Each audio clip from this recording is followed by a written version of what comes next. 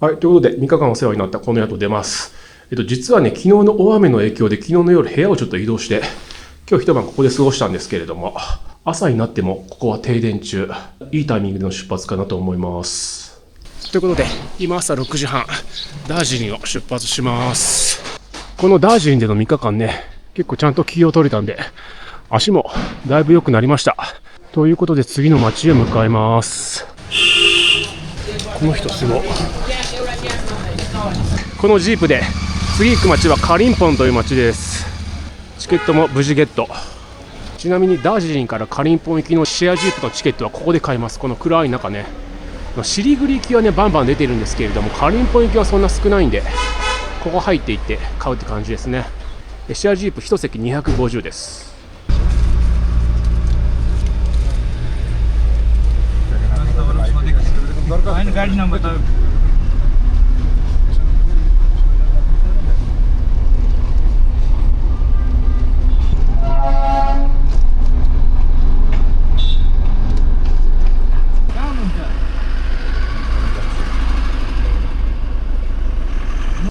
途中で休憩。いや結構山道。なんか久しぶりに青空を見た。ダージリンからだいぶ降りてきてるからかもしれないけど、青空が見えてる。ということで現在10時ぐらい、カリンポンに到着。順調順調で、カリンポンはダージリンから下ってきたっていうこともあって、気温もねあったかいですね。でちょっとこっから宿探しなんですけれども、宿探しの前になんかご飯食べたいな。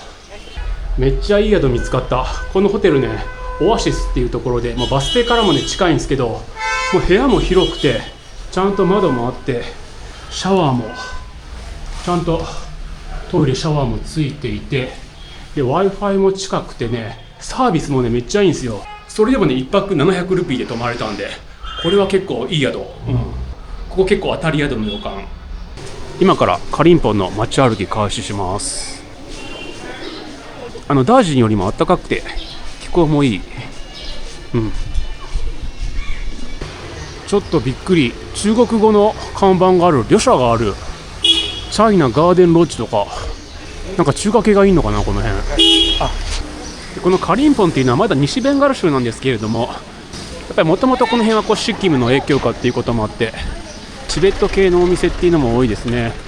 こういう風な形で単価だとかね、ルンタっていうのを売っているところがたくさんあります。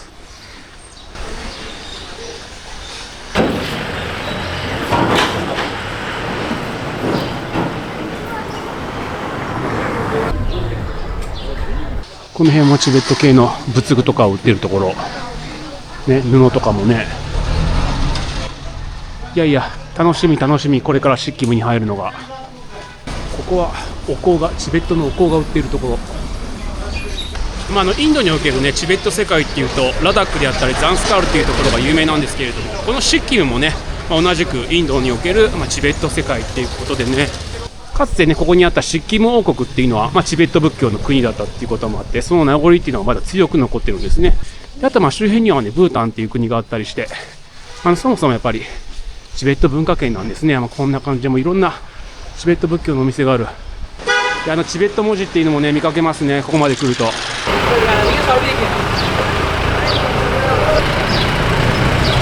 でここにはこうやって大きなヒンドゥー教の寺院もありますね。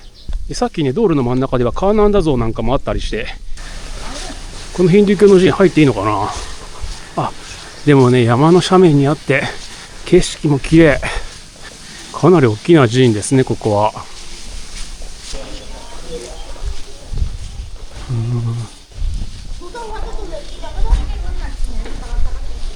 中に入れたりするのかな。靴を脱いだら入れるか。入ってこよう。こういう風な形だ。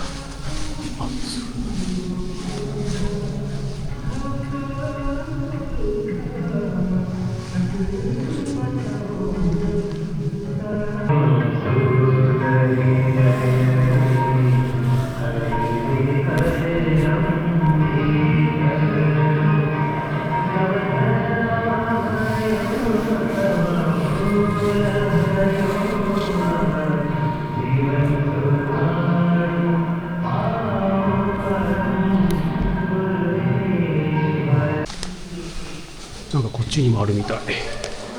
こっち行きなさいって言われた。あ、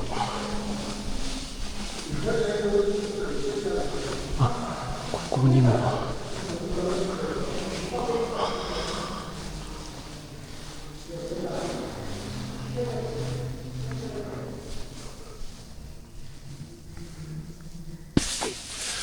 ということで、ここはマンガルダム寺院というヒンドゥー教の寺院で、クリシュナ神を祀っている寺院ということで、かなり大きくて手入れも行き届いていてめちゃくちゃ綺麗でした。で、中にいたおじさんにいろいろと教えてもらったんですけどね、この辺一帯では一番大きなヒンドゥー教の寺院だっていうふうに言ってましたね。で、実際にね、めっちゃ大きいし綺麗でした。で、なんかいろいろとこう学校とかもね、併設されてるみたいで、ここ、マンガルダム寺院。で、今から行くところが、僕がこのカリンポンでぜひ見たかったところ、目の前のこのね、これカトリックの寺院なんですけれどもね、ここがね、すごく珍しいところなんですね。今から行ってきます。で、ここがマザー・メアリー・チャーチという、カトリックの寺院なんですけれども、これもともとはカトリックの普及のためにね、あそこに貼り付けにされているキリストがいるように、キリスト教の教会なんですけれども、ここはチベット仏教の地域っていうこともあって、そこに浸透しやすいようにっていうことで、チベット仏教の要素っていうのも加えつつ作られている教会ということなんですよ。もうこれカトリックのものではないですよね。だけれども上には十字架っていうのがあって、あそこにはキリストが貼り付けになっているということなんですよ。これちょっと中見れないのかな。で、これここもね、見ていただいたらわかるように、これマリアがキリストを抱いていると思うんですけれども、このキリストが明らかにチベットの衣装を着ているんですよね。黄色い帽子と黄色い服ね。で、その周りの精霊であったりだとか、あと他の周りの人っていうのはみんなチベット様式。で、この辺なんかには動物なんかのヤクがいたりして、ね。このキリスト教が普及のためにその地元のね、宗教ね、アミニズムなんかと一緒になるっていうのは特に中南米なんかではね、よくあるんですけれども、キリスト教の布教のためにチベット仏教の要素っていうのが取り入れられている。これすごく珍しい。これお寺じゃなくて教会なんですよね。これなんかも明らかにそうですよね。ここにキリスト教の要素っていうのを見つけるのは難しいですもんね。それだけやっぱりこの辺一帯っていうのはね、やっぱチベット仏教の影響っていうのが強かったっていうことですよね。こういう風にしないとなかなか布教活動っていうのが進まなかったっていうことですよね。ただしこういうところで十字架っていうのがあったりですね。思った以上にチベットのお寺っぽかったですね。これ中入れないのかな。今近くにいた人に聞いたら、中には入れないって言われた。カリンポンにはいくつかね、来たい場所はあったんですけれども、その中でもここはトップクラスに見たかった場所。この極彩色の色使いとかは、明らかにチベットのね、お寺なんですよね。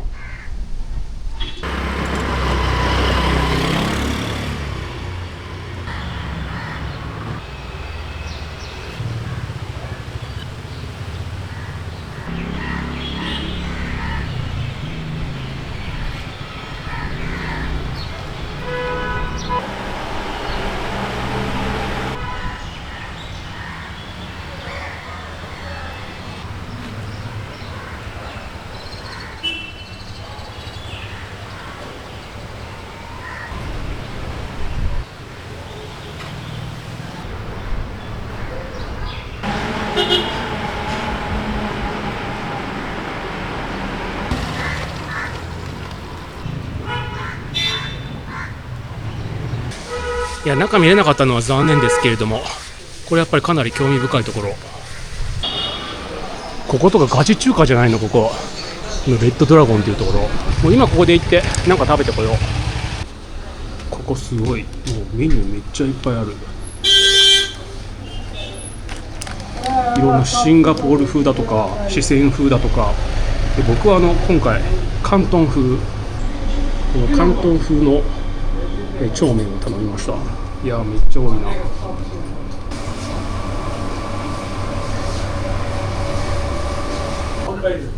これが広東風の長麺、めっちゃうまそう。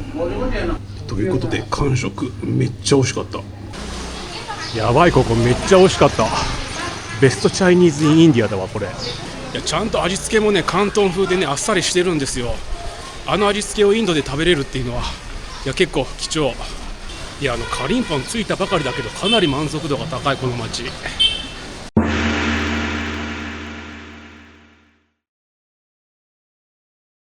朝のカリンポン、チベット仏教の僧院巡りをしようと思っていて、まず最初ダーピンゴンパっていう大きなところがあるんでそこに行こうと思っていて、今そのシェアタクシーをちょうど見つけることができたんで出発を待ってます。でこのカリンポンね2日間の滞在予定だったんですけれども、明日がね実は水曜日で、なんか週1回か2回のね大きな位置が立つらしいんですよね。もしかすると宿も居心地がいいっていうこともあって3泊するかもしれないというふうな形で。ということでカリンポンの市内からねシェアタクシーでね10分ぐらいで、料金は50でした。ここはディブチョークっていうロータリーで、ここから歩いてダーピンゴンパまで行けるということです。見えてきました。ただこのダーピンゴンパ、ドゥルピンゴンパすぐ近くに、軍の施設があるんですね。なのでちょっと気をつけたいところではあるんだけど、ゴンパ見えました。この度最初のゴンパじゃないかな。ゴンパっていうのはチベット仏教の僧院のことですね。確かに大きいけど中入れんのかな。ちなみにこのダーピンゴンパっていうのはニンマ派ですね。ニンマ派のお寺ということで、ここにマニ車があるんでちょっと回していきましょう。こんな感じでね。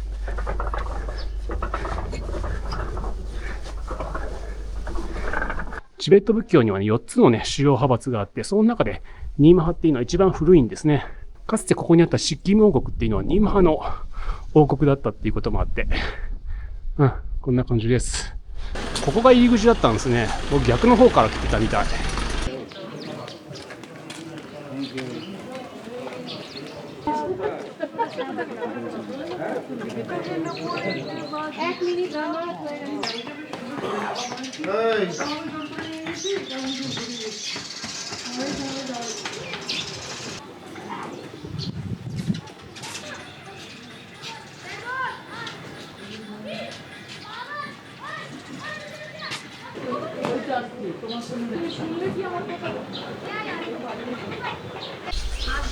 いや残念ながら閉まってる。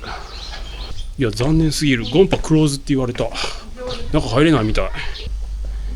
いやでもちょっと待って、中見れないのは残念すぎるんですけれども、今お坊さんとちょっと話して聞いたら、以前はね内部も公開していたんですけれども、今はね基本的にクローズで、たくさんのねツアー客とかが来た時は開けているっていう風な形。今はね基本的にこのゴンパの内部っていうのは開けられていないということです。ということで仕方がないんで帰ります。多分勤行のタイミングとかで来たら入れだとは思うんですけれども、なんか聞くところでは内部の壁画とかっていうのがね綺麗だっていう話だったんで見たかったんですけど、残念ながら見れず。今ちょうどシェアタクシーが目の前通ったんだけど、あれ乗って帰りたい。ということで乗ることができた。ということで市内に戻ってきました。ホテルの目の前がシェアタクシー乗り場になってるんでめっちゃ便利。今泊まってるのはこのホテルオアシスっていうところね、目の前から乗れます。せっかくなんでチベット料理でも食べに行こうと思います。ということでトゥクパ美味しかった。ちょっと部屋戻って休みます。ということで昼寝してのんびりしてたらもう夕方になってしまった。ちょっと早いですけれど晩ご飯食べに行ってきます。で今日朝からねずっと停電なんですよね。街中がそうだってホテルの人が言ってた。というわけでまだ停電中。この明かりは全部ね自家発電の明かりですね。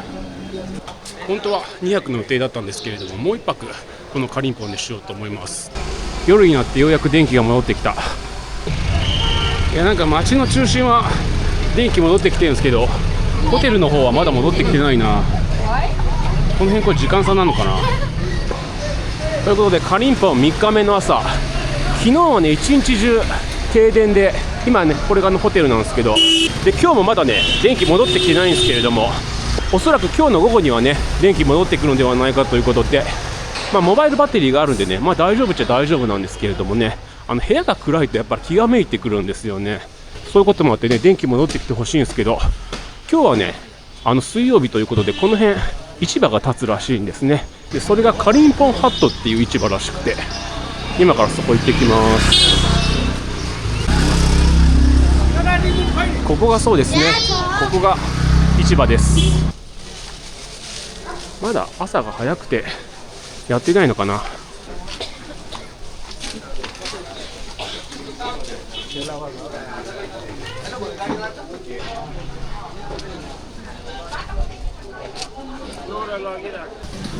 まだちょっと朝早かったかもしれないですね。午後になってからまた来てみましょうか。というわけで市場はまだこれからって感じだと思うんで、朝ごはん食べてからこの近くのゴンパ巡ってこようと思います。この辺にゴンパがあるはずなんです。あ、これか。ちょっとどっから入れるんだろう。何の標識もなく突然出てきた。入り口どこだろうな。あ、ここだな。ここゴンパでした。結構街から歩いて20分ぐらいのところ。昨日行ったドゥルピンゴンパ、ダーピンゴンパはね、ゴンパの中見れなかったんでね、果たしてここが見れるのかどうか。ちょっと入り口でマニ車回しております。残念、このゴンパも入れずでした。一応ね、人いたんで聞いたんですけれども、英語もちょっと通じずね、多分ね、鍵を持っている人が今いないって話だと思うんですよね。ちょっと朝早かったっていうのもあるのかもしれないですけれども、残念ながらゴンパの中見れずです。で、ゴンパそのものも改修工事中でね、中に作業員はいるんだけれども、お坊さんたちいなかったんで仕方がない。ということで、朝はまだ閑散としていたこのカリンポンハット市場なんですけれども、やっぱり昼になると結構人も多いし物も多くなってきた。ちょっとここ練る歩いてみます。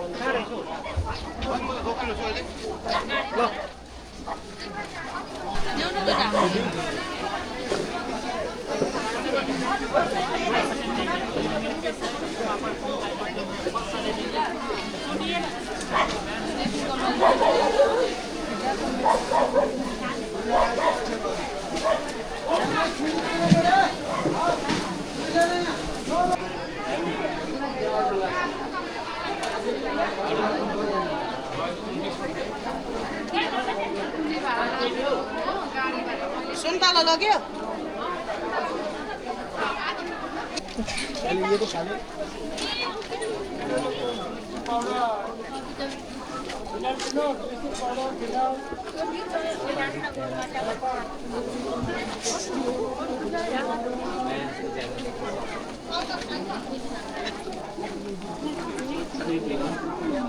Actually freshly ground.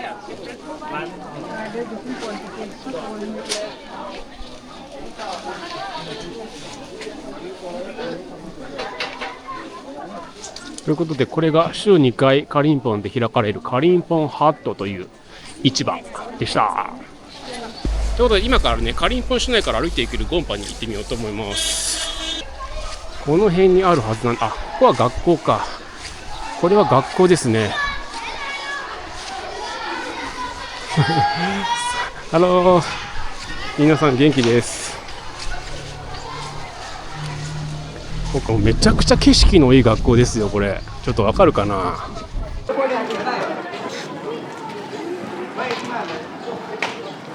そうで、あとね、ナガランドだとかね、マニプールあたりだと僕がね外国人だってねバレることってあんまなかったんですけれども、ここまで来るとねほぼほぼ間違いなくバレますね。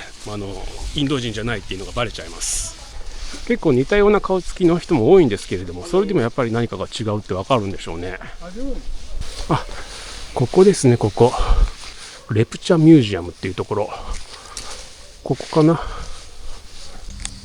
これがレプチャの人たちの道具で、しかもこれがウミガメの甲羅、これを盾に使っていたそうです。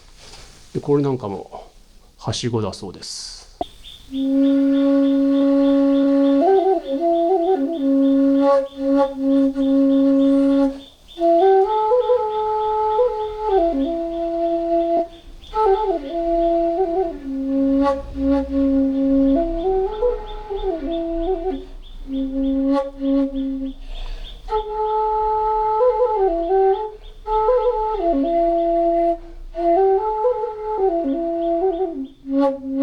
Like simple piece of bamboo in Lepcha called Bomputut. It is like a signal device. Early time our ancestors used during warfare also. On that time they have no any walkie-talkie, you know, like this.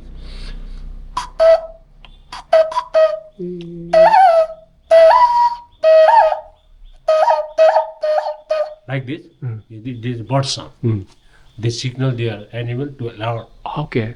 And this is also a simple bamboo piece. It is also musical instrument. Yes, yes, yes. It is like they playing like this. あ、抗菌ですね。いやいやいや。So And the connection is here. They fix the root of the animal. When the animal touch their area. ということで、ここがレプチャミュージアムでした。来たかやった。で、そのレプチャミュージアムの隣にあるのがゴンパということですね。本当はゴンパに来る予定だったんですけれども、レプチャミュージアムっていうのがとても良かった。マンツーマンでいろいろとこう説明してくれて、この辺にもともといたレプチャ族の人たちの暮らしとかっていうのをね伝えてくれているということです。で、ここにあるのがそのゴンパのミュージアムということです。で、ちょっと荷車回しながら